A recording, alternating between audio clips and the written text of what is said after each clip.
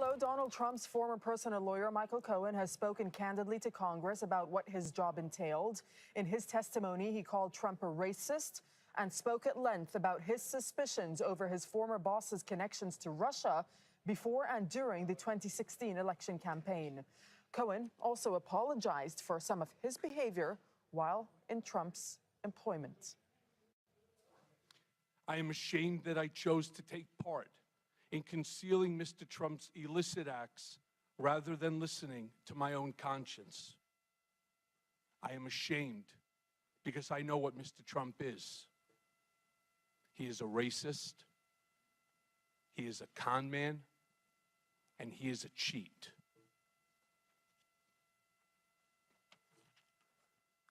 He was a presidential candidate who knew that Roger Stone was talking with Julian Assange about a WikiLeaks drop on Democratic National Committee emails. Let's speak to Steve Clemens. He's the Washington editor-at-large for The Atlantic. He's joining us from Washington, D.C. Thanks for speaking to us. So that congressional hearing still going on. From what you've heard so far, Steve Clemens, what's the most damaging? What's the most explosive? Well, right now, the most damaging thing in this nail-biting hearing, we haven't seen a hearing like this really since Watergate that implicated directly the President of the United States in criminal activity. But the zinger of this was really getting the revelations about personal checks that the President of the United States signed while president as part of a hush money scheme to silence a woman who was going to disclose issues about their relationship just days before the last 2016 election. Of all the things, and there's a lot of color, there's a lot of context, and there's a lot of tension, but that alone is potentially the thing that could really undermine the president and cause incredible legal problems for him. What about what Michael Cohen had to say on WikiLeaks? He said that Trump knew in advance from Roger Stone about the WikiLeaks drop of email to damage the Hillary Clinton campaign at the time in 2016. What is the significance of that? Well, what I would say is it's highly significant. Everything we're hearing is highly significant. Even the kind of color and context that the president may have been told by his son that the famed Russia meeting in Trump Tower was there. But there's a difference, I think, and perhaps I'm wrong about this, in being aware that WikiLeaks was going to do something, of being passive and acknowledging it and knowing it, even though he denied any such knowledge in the past. So certainly there's jeopardy for the president in that. But I sort of see a pathway that Republicans can say, you know, he was passive in this. He didn't ask WikiLeaks to do this. There's no evidence of necessary collusion, that collusion remains different than awareness. And one of the things that really struck out to me is that Michael Cohen resisted actually calling what the president did outright collusion. And some Democrats throwing around the word impeachment right now. Does this hearing actually step up the possibility of opening up at least impeachment proceedings against the president?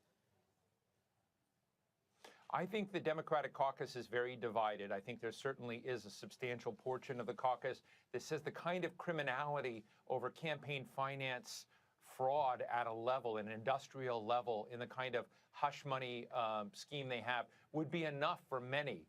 That the Russia piece of this may not be necessary. But the notion about WikiLeaks, the other kinds of things that may have been discussed yesterday in closed hearings about Russia before the Intelligence Committee, that there may be material there. But I don't sense yet, I spent a lot of time with members of Congress in both parties, I don't sense that on the House side that the appetite is fully there yet, that a tipping point has been achieved, knowing that they're on solid ground to pursue impeachment hearings. But all of this adds to that.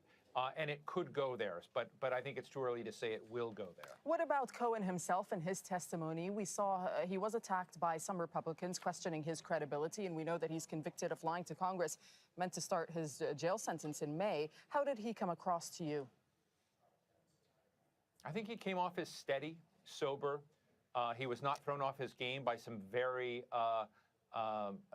derogatory statements about himself from Republican members. The Republicans, some of them really didn't ask questions. They just reminded people of the mistruths that Michael Cohen spoke before. And, you know, in one case, Mark Meadows, who's part of the Freedom Caucus, brought an African-American woman who had worked for the Trump organization and said, look, she works there, she's black, she is, in her own way, evidence that Donald Trump must not be racist.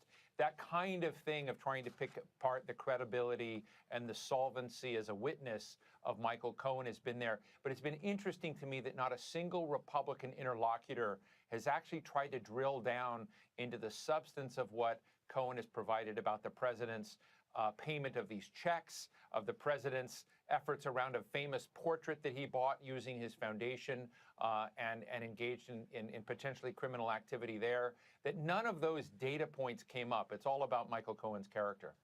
All right, Steve Clemens, we thank you for speaking to us from Washington.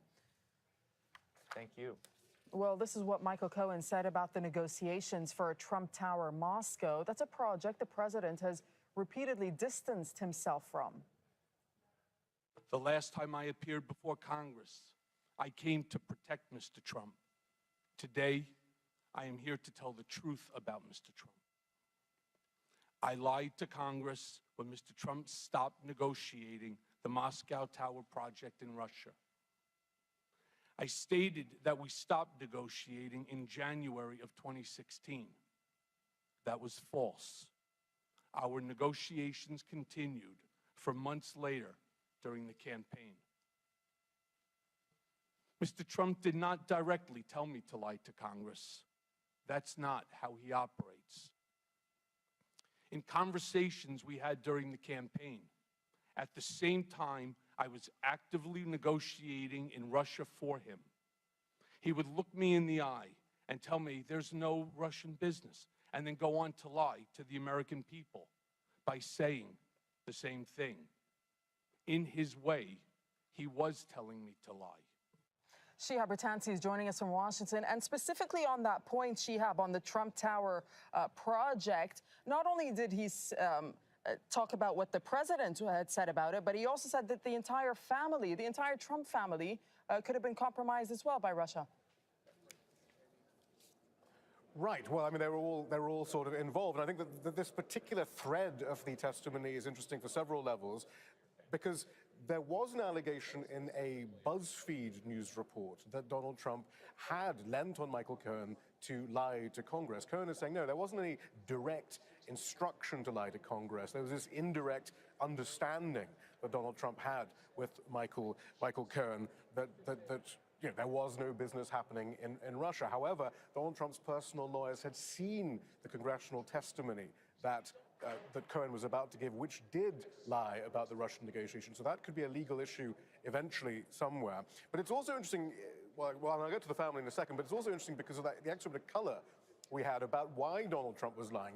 Cohen is saying that Donald Trump lied throughout the campaign about his dealings with Russia. He kept saying, look, we have no business dealings with Russia. However, he was very interested in the development of this Trump Tower in Moscow. And what Cohen was saying there was, Trump was lying to the American people about the ongoing negotiations. But the reason he was lying was he didn't really ever expect to be caught in any kind of lie, because he never expected to be president in the first place. And in another part of the testimony, Cohen says Donald Trump had no intention of ever becoming president. He just thought of this as the greatest infomercial ever to build up his brand. And that brand is all about putting your name on towers around the world. So that the implication is he was running for president in part to increase the cachet of a Trump Tower, wherever it might be, perhaps in Moscow. So that was quite fascinating. But yes, throughout this, there has been these questions about, all right, well, what about the rest of the family? And I would say, even though we haven't really heard anything we didn't already know, we knew Trump was directly implicated in the campaign finance violations. Perhaps we've heard some new stuff about tax and the Trump Foundation. This idea that Donald Trump Jr. was implicated in the campaign finance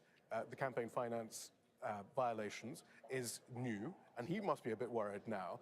And certainly we're hearing members of Congress, they're asking about other members of the family. Did they know about Russia? Did they know? And they're not really getting the answers they want. At least the Democrats aren't getting the answers they want. But they will, certainly when it comes to the Trump Foundation and the campaign finance allegations, members of the Trump family may be a little bit uneasy right now.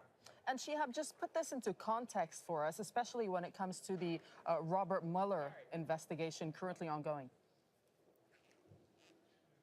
Well, so this was the big surprise of the testimony, that Russia would even come up. We had been told before that Russia wouldn't be coming up because Elijah Cummings, the chair, didn't want to step on the toes of other investigations in Congress or elsewhere.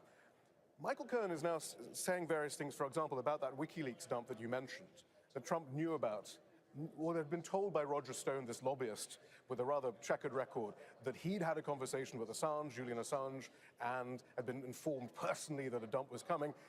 WikiLeaks denies that any conversation ever took place. They said, actually, we announced it publicly. You can look at The Guardian in that same month where they say, look, we're going to be coming out with this dump, and that Roger Stone is just a man who shouldn't be trusted. It all depends now on what Donald Trump told Robert Mueller then. If Robert Mueller was told by Donald Trump, I didn't know anything about any WikiLeaks dump, whether it was because Roger Stone had read it in the papers or he had a conversation with Assange, well, that could be trouble for Donald Trump, because Donald Trump then would have said something that someone else is saying wasn't true. Michael Cohen is saying he heard Donald Trump being informed about that dump. So it's all about that now. It's about what Donald Trump told Robert Mueller, whether that coincides with what Michael Cohen is saying about his own recollections, and whether Robert Mueller believes Michael Cohen or Donald Trump. So this is where the Mueller part of this comes in there. It's about whether Michael Cohen and Donald Trump's accounts of what was going on at that point, whether they actually coincide, which apparently they might not do, or they might do, and who Robert Mueller believes. Okay, Shihab Ratansi, thank you.